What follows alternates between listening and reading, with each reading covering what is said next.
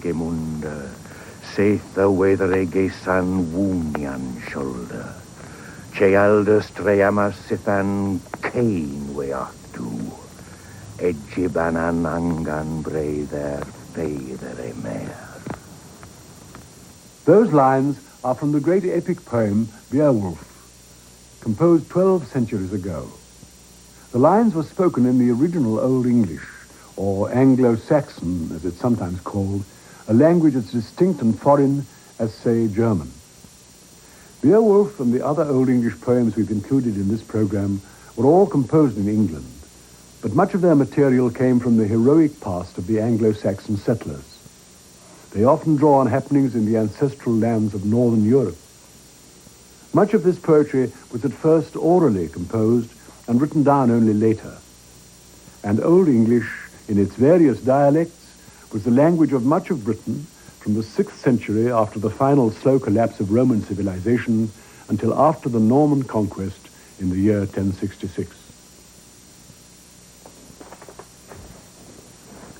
We've called our series 6 Centuries of Verse, and yet Beowulf, as I've said, goes back 12 centuries. The point is that all the poems in the other 14 programs were written in an English we recognize, or almost recognize today, even Chaucer's Middle English, some of which we'll hear next week. Old English is remote and has to be translated. It is this that went before, far before the 6 centuries of verse which make up our series.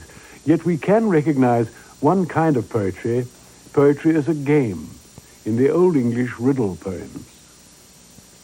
Imagine two men sitting by the fire, sometime perhaps in the 7th century, swapping riddles. I am a lonely being, scarred by swords, wounded by iron, sated with battle deeds, wearied by blades.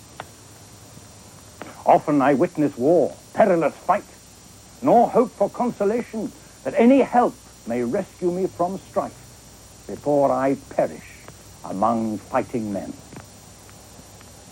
But hammered swords, hard-edged and grimly sharp, batter me, and the handwork of the smith bites in the castle.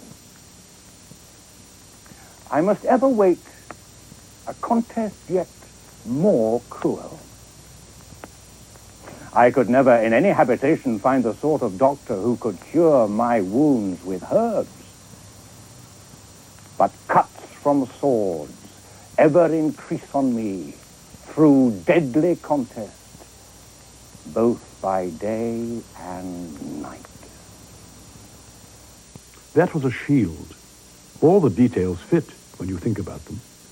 Here's another one. My dress is dark, but my adornments bright and glittering, and red among my clothing. I lead astray the stupid, urge the fool to rash adventures. Others I restrain from useful journeys. I have no idea why they, thus mad and having lost their minds, their deeds gone wrong, should glorify to all my wicked ways.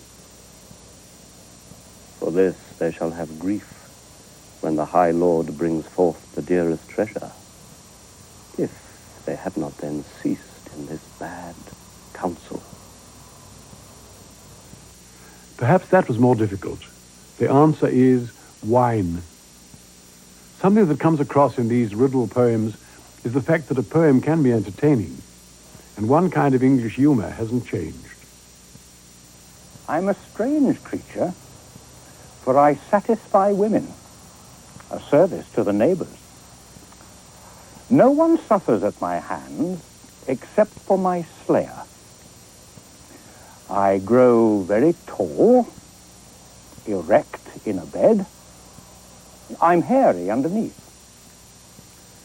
From time to time, a beautiful girl, the brave daughter of some churl, dares to hold me, grips my russet skin, robs me of my head, and puts me in the pantry. At once that girl with plaited hair who has confined me remembers our meeting. Her eye moistens. That, of course, was an onion, though you may be able to think of another interpretation. The Anglo-Saxons, like their close cousins the Norsemen, were great sailors and explorers. The Norsemen in particular have throughout the centuries been thought of as ferocious seafarers, pirates and plunderers. But one old English poem celebrates the lonely courage of the sailor and looks almost wistfully at the contrast between the cruel beauty of the sea and the boring safety of the dry land. Here is part of that lyrical monologue, The Seafarer. I sing my own true story, tell my travels, how I have often suffered times of hardship in days of toil, and have experienced bitter anxiety. My troubled home on many a ship has been the heaving waves, where grim night watch has often been my lot at the ship's prow as it beat past the cliffs. Oppressed by cold, my feet were bound by frost in icy bonds, while worries simmered hot about my heart, and hunger from within tore the sea-weary spirit. He knows not, who lives most easily on land, how I have spent my winter on the ice-cold sea, wretched and anxious, in the paths of exile, lacking dear friends, hung round by icicles, while hail flew past in showers. There heard I nothing but the resounding sea, the ice-cold waves. Sometimes I made the song of the wild swan my pleasure, or the gannet's call, the cries of curlews for the missing mirth of men, the singing gull instead of mead in hall. Storms beat the rocky cliffs, and icy-winged the tern replied, the horn-beaked eagle shrieked. No patron had I there who might have soothed my desolate spirit. He can little know who, proud and flushed with wine, has spent his time with all the joys of life among the cities, safe from such fearful venturings, how I have often suffered, weary on the seas. Night shadows darkened, snow came from the north, frost bound the earth, and hail fell on the ground, coldest of corns. And yet, the heart's desires incite me now that I myself should go on towering seas among the salt waves play, and constantly the heartfelt wishes urge the spirit to venture, that I should go forth to see the lands of strangers far away. Yet no man in the world so proud of heart, so generous of gifts, so bold in youth, indeed so brave, or with so loyal lord, that he can ever venture on the sea without great fears of what the Lord may bring. His mind dwells not on the harmonious harp, on ring receiving, or the joy of woman, or worldly hopes, or anything at all, but the relentless rolling of the waves. But he who goes to sea must ever yearn. The groves bear blossom, cities grow more bright, the fields adorn themselves, the world speeds up, yet all this urges forth the eager spirit of him who then desires to travel far on the sea paths. Likewise the cuckoo calls with boding voice. The harbinger of summer offers but bitter sorrow in the breast. The man who is blessed with comfort does not know what some then suffer who most widely travel the paths of exile. Even now my heart journeys beyond its confines, and my thoughts over the sea, across the whale's domain, travel afar the regions of the earth, and then come back to me with greed and longing. The cuckoo cries, incites the eager breast onto the whale's roads irresistibly, over the wide expanses of the sea, because the joys of God mean more to me than this dead, transitory life on land. The Christian faith had established itself substantially throughout Britain by the 7th century, and some of the most moving Old English poems are deeply Christian in their feelings and in their imagery. The potent image of the cross is found in words as well as in objects. The Ruthwell Cross in Scotland carries some of the poem Dream of the Rood, carved in runic characters. Here is part of it, in which the cross on which Christ was crucified is itself heard speaking of the experience. It was long past, I still remember it, that I was cut down at the copse's end, moved from my roots. Strong enemies there took me, told me to hold aloft their criminals, made me a spectacle. Men carried me upon their shoulders, set me on a hill, a host of enemies there fastened me. And then I saw the Lord of all mankind hasten with eager zeal that he might mount upon me. I durst not against God's word bend down or break when I saw tremble all the surface of the earth. Although I might have struck down all the foes, yet stood I fast.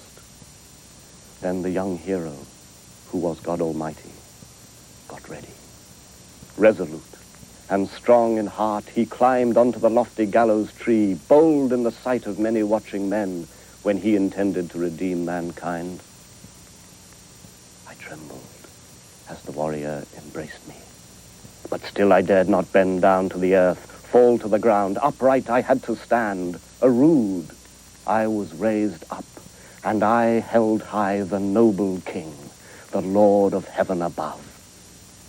I dared not stoop. They pierced me with dark nails. The scars can still be clearly seen on me, the open wounds of malice. Yet might I not harm them. They reviled us both together.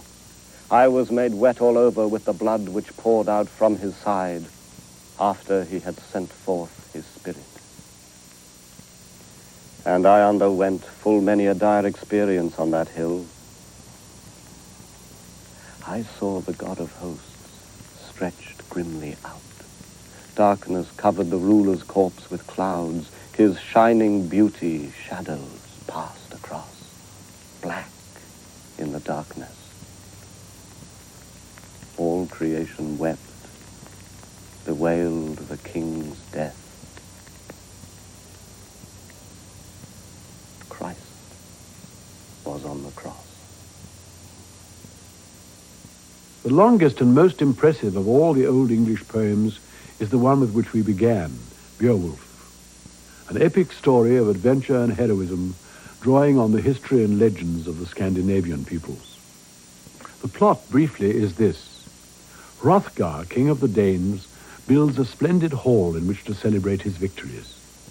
In this hall, called Hjorot, Hrothgar and his followers enjoy themselves in feasting and drinking, until suddenly a terrible monster, Grendel, breaks in at night and carries off 30 of the men and devours them. For 12 years, Grendel continues this ghastly plunder.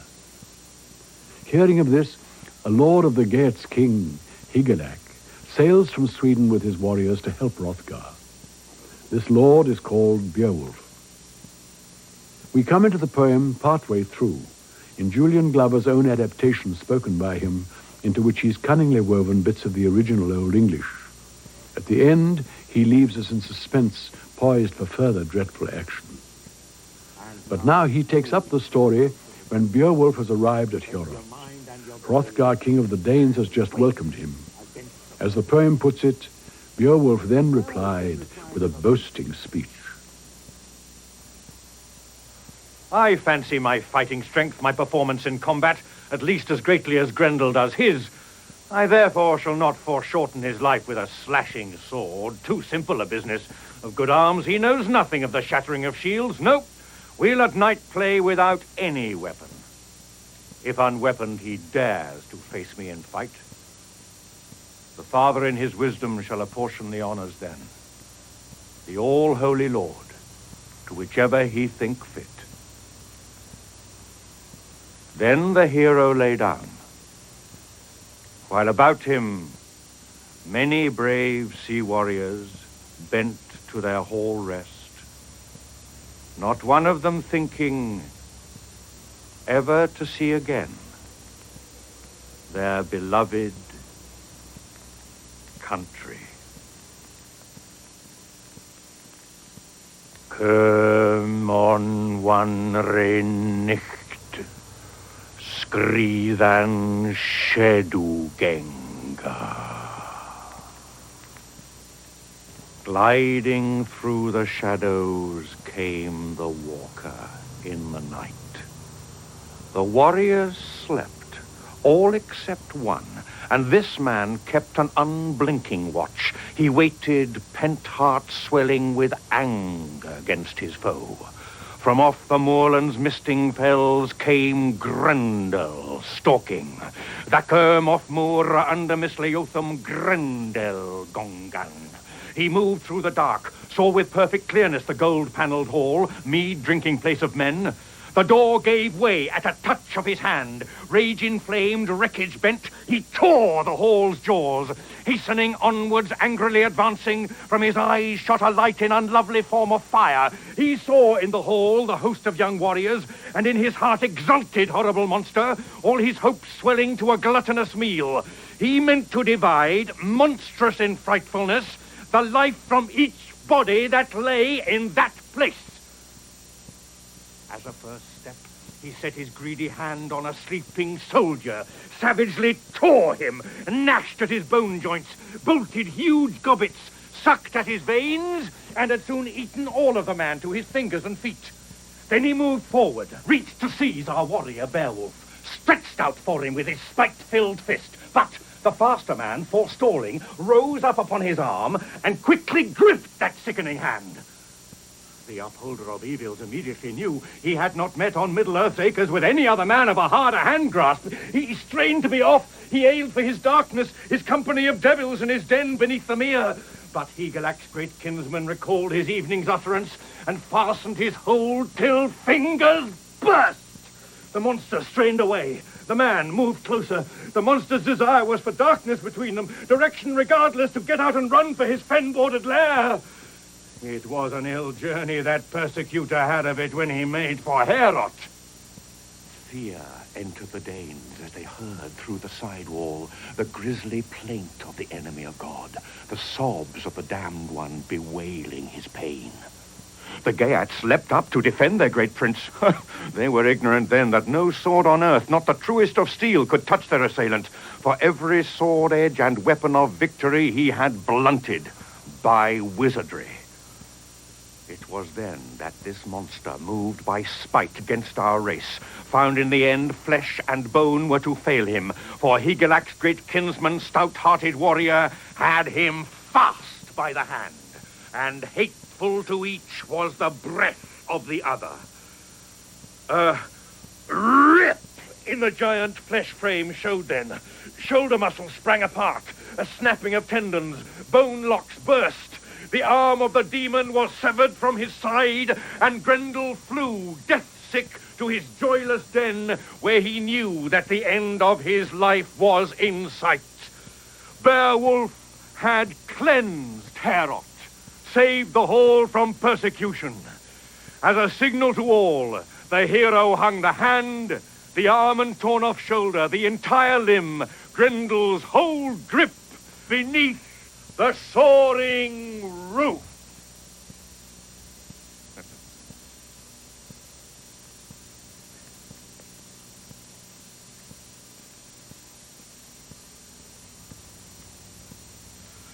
Then it was, as I heard it, at hall next morning, warrior with warrior walked to see this ghastly limb.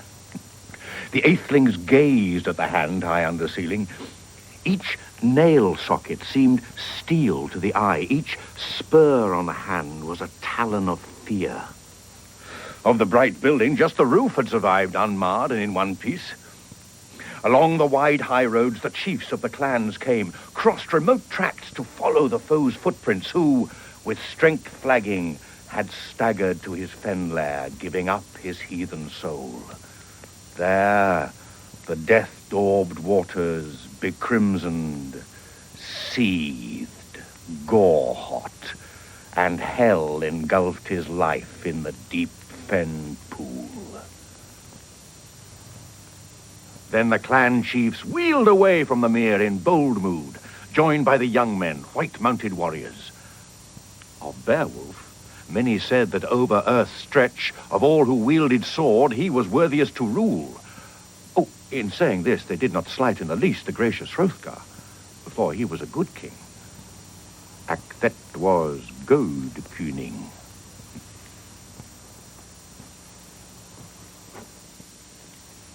Taking his stand on the steps of the hall, Hrothgar beheld the hand of Grendel, said, Beowulf, I now take you to my bosom as a son. Hold yourself well in this new relation. You shall lack nothing that lies in my gift. May the Almighty Father grant you always the success that on your own account you have guaranteed in deeds. Then Beowulf spoke, son of Ecgtheow. I had meant to catch him, clamp him in a lockhold, and I clung to him too loosely to prevent his escape. But now he lives no longer, is forced to await till the Lord in his splendor shall pass his great decree. Then, as a sign of victory, Hrothgar, son of Healfdene, presented to Beowulf a sword worked in gold, and onto the floor had brought on 8 war horses with glancing bridles, one with a saddle studded with stones, battle seat of the Danes. He bade also compensation to be made, again in gold, for the men whom Grendel had horribly murdered. What a banquet then was! Gladness mounted, bench mirth rang, the bearers poured out wine from wonderful vessels. Leoth was a sungen, Gleam manas gid, Gamen eftastach beoch to the benksweg, Verlasse aldan wien of wunderfatum. When the evening came, they cleared away the benches, covered the floor with beds and bolsters. The Geats laying by their heads their polished shields, their lindens of battle, always ready for war. What a nation they were. Then they sank into sleep.